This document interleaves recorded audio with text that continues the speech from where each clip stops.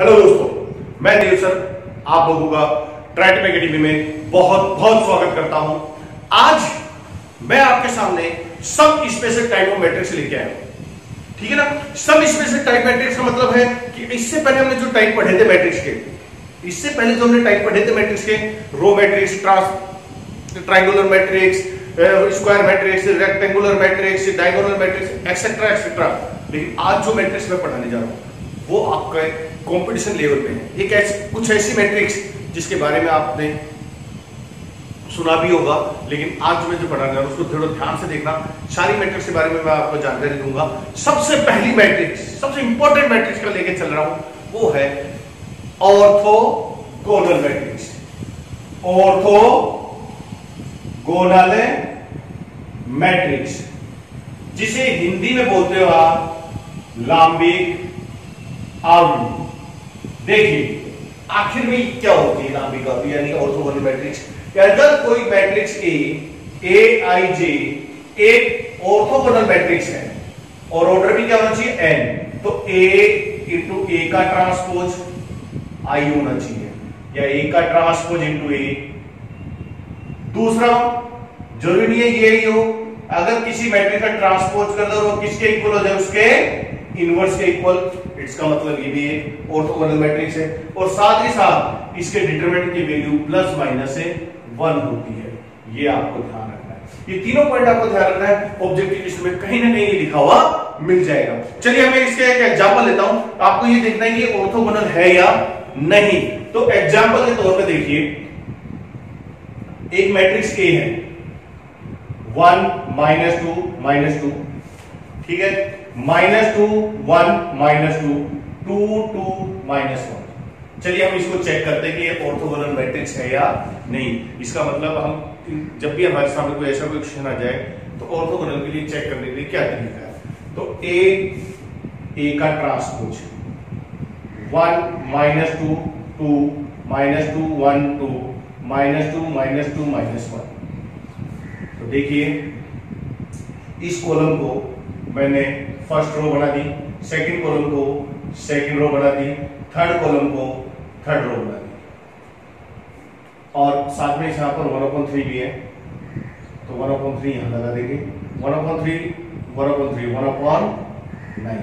तो देखिए यहां से इंटू करेंगे, इस रो को इससे इंटू करेंगे तो 1 माइनस और माइनस प्लस 4 9 -2 +2 +4 -2 +4 0 -2 +4 -2 0 -2 +4 0 +4 1 +4 9 +4 -2 -2 0 -2 +4 -2 0 +4 -2 0।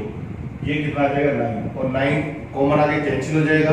तो अगर हम देखेंगे तो हमें ये लगेगा कि ये कौन सी मैट्रिक्स मिल गई, ए का ट्रांसपोज हमें क्या मिल गया आई।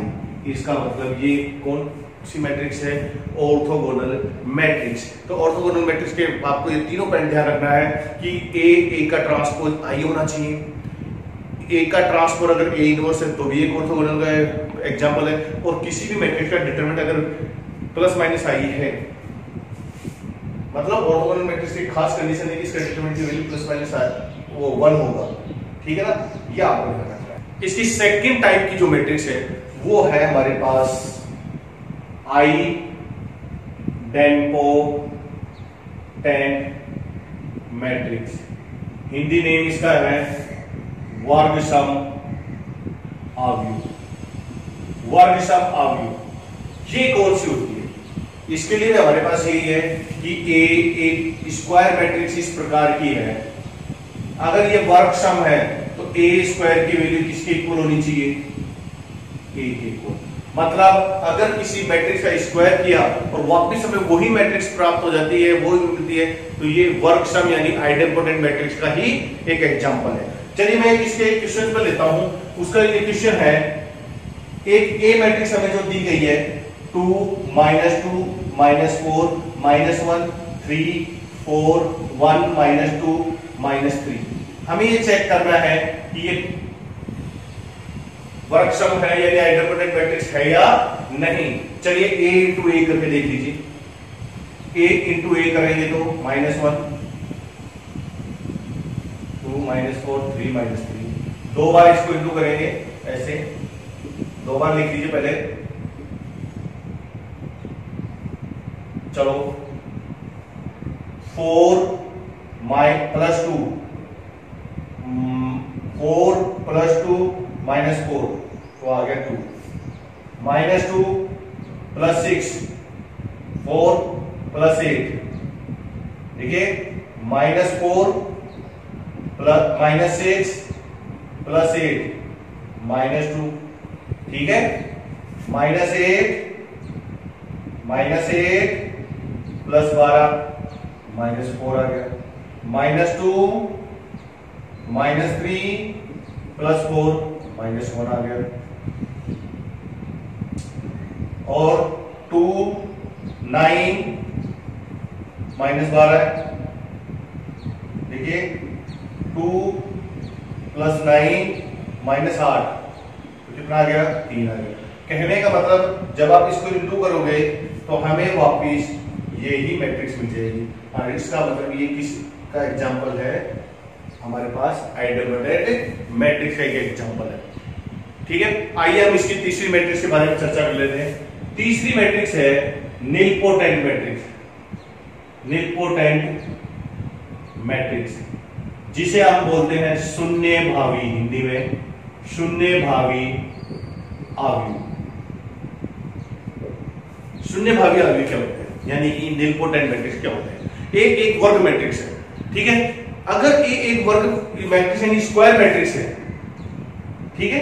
अब देखना, अगर ये स्क्वायर मैट्रिक्स है और ए की पावर के हमारे पास क्या आ जाए 0, तो ये किसका एग्जांपल होगा, एक नीलपोटेंट मैट्रिक्स का। और जहां के इंडेक्स ऑफ मैट्रिक्स ए होगी, यानी कि नीलपोटेंट मैट्रिक्स बनाने के लिए के एक इंडेक्स होगा जिसकी वैल्यू 1 और 2 3 4 5 6 7 8 कुछ भी हो सकती है। तो जैसे मैं एक एग्जांपल देता हूं और उससे मैं आपको बताता हूं इंडेक्स इसका कितना होगा। तो जैसे अपने पास एक एग्जांपल के तौर पर लेते हैं क्वेश्चन ए, हाँ जी 1 5 -2 1 2 -1 3 6 -3। हमें इसको देखना है कि a की पावर के 0 मैट्रिक्स कब आती है। तो जैसे मैंने a इंटू ए किया, मतलब a स्क्वायर किया, तो a स्क्वायर की वैल्यू देखिए कितनी आती है 1 5 -2 1 2 -1 3 6 -3 और 1 5 -2 1 2 -1 3 6 -3। देखिए क्या आएगी, इसको इससे इंटू करिए 1 + 5 6 -6 0 1 + 2 -3 ये भी 0 3 + 6 9 -9 0 आगे 0 अभी तक 5 + 10 15 -12 3 5 + 4 -6 3 15 + 12 -18 कितना आ जाएगा 9। अब आइए इस पे -2 -5 + 6 -1 -2 + 3 -1 -6 + 9 -3। ये तो a स्क्वायर आ गया। अब a क्यूब निकालेंगे तो a square into a square की वैल्यू है 0 3 -1 0 3 -1 0 9 -3 और a कितना है 1 5 -2 1 2 -1 3 6 -3। अब आपको इसको इंटू करना है अब आपको इसको इंटू करना है तो क्या आएगा देखिए, फर्स्ट में 0 0 0 3 + 15 3 प्लस 15 माइनस 18, ये भी 0, ये 0, ये 0, ये 0, ये 0, ये 0, यानी कि a क्यूब की वैल्यू 0 मैट्रिक्स आ गई। तो ये कहेंगे कि निलपोटेंट मैट्रिक्स है, निलपोटेंट मैट्रिक्स है विद इंडेक्स 3। इसका इंडेक्स कितना आएगा? 3 आएगा। ठीक है ना, ये आपको ध्यान रखना है निलपोटेंट मैट्रिक्स किस प्रकार से लिखी जाएगी। हाँ जी, इसका चौथा जो टाइप है वो है मैट्रिक्स हमारे पास इनवॉल्यूटरी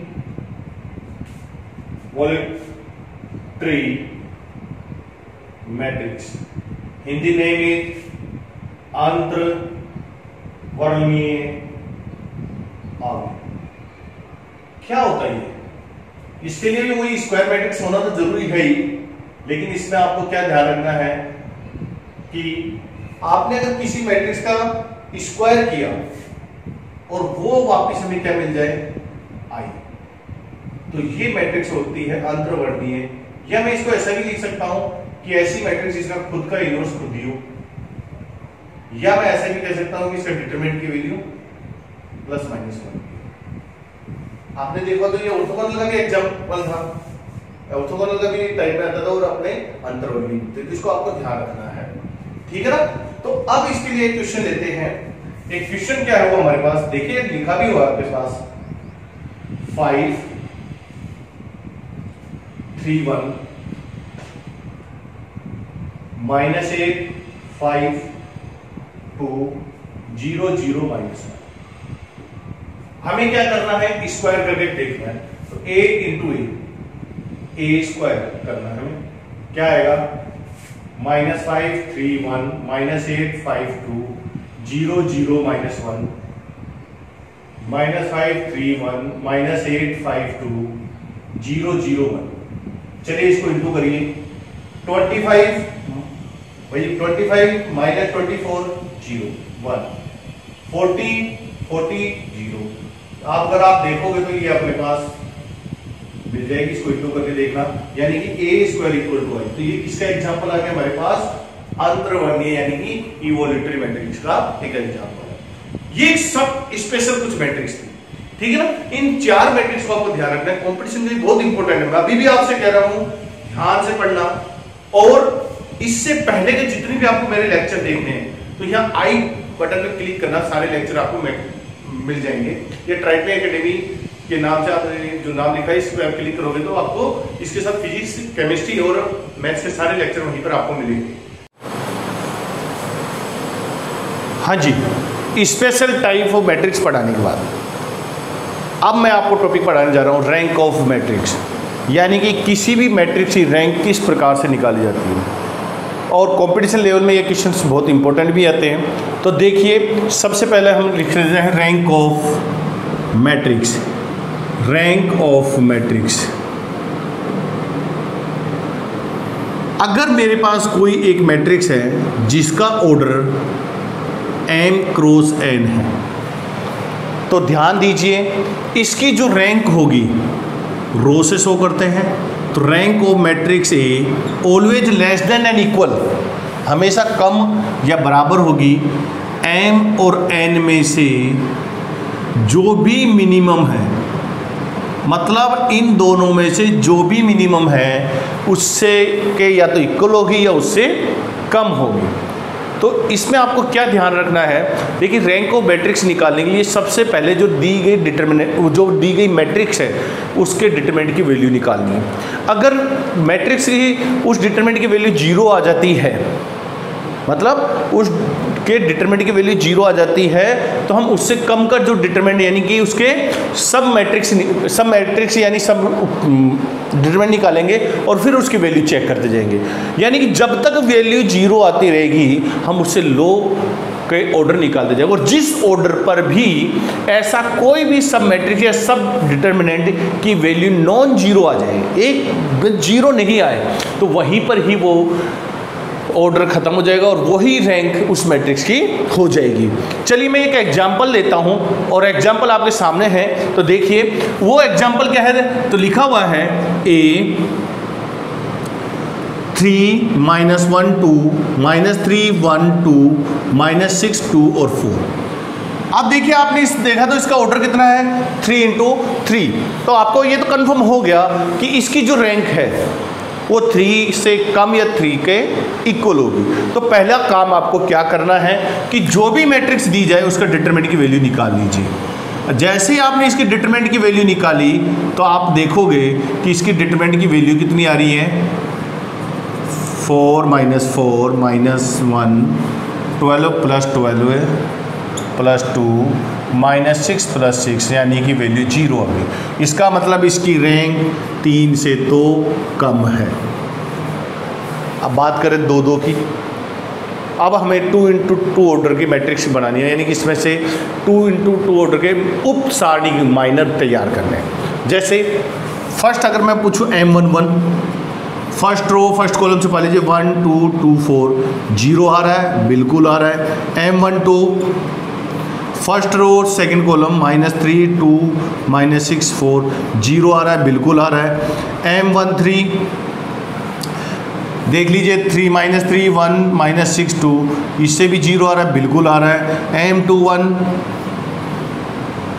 -1 2 2 4 4 देखिए M21 second row first column -1 2 2 4